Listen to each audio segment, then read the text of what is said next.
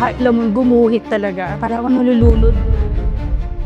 Sa morning, ako nga pala si Karen, 37 years old. Meron akong 2 magandang anak.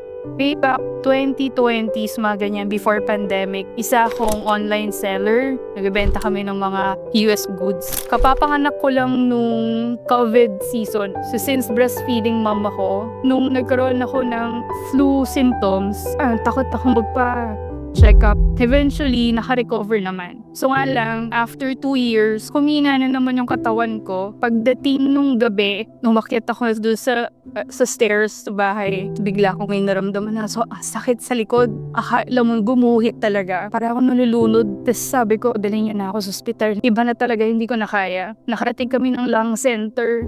Nag-collapse na yung buong left lung ko. Yung right na lang natitira. Tapos, nung chinek-up ulit ako, nag-follow up check-up ako kasi pinauwi na lang ako nung specialista sa lung center kasi wala na daw pwedeng gawin. Yung tubig ko dun sa baga, na lang daw yun, matutuyo na lang din siya ng kusa. Binigyan na lang ako ng inhaler. Tapos tinanong ko, Dok, ano na po yung pwedeng gawin or anong mangyayari? Sabi niya, ingatan na lang yung katawan ko, kalusugan, kasi baka pwede rin sa kabila. Yung nanay ko kung ano nang pinapainom sa akin, tinatry namin. Hanggang sa nakilala namin si Sensa.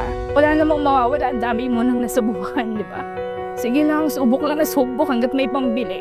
Sa awa ng Diyos, 1 taon na ako, hindi na ako nilalagnat ulit. Living testimony talaga ako at proud na proud ako sa Esensa. Dahil natulungan niya, unang-una ako, nakakayanan ko na umakyat sa bahay namin 3rd floor. Hindi na ako maputla. Hingit sa lahat, nakapag-start ulit ako mag-work from home. Nakatulong ulit ako sa pamilya ko. Gusto ko magpasalamat sa formulator ng Esensa products. Sana wag po kayong tumigil mag-research at gumawa ng marami pang produkto para sa mga tao na nangangailangan. Thank you, Esensa.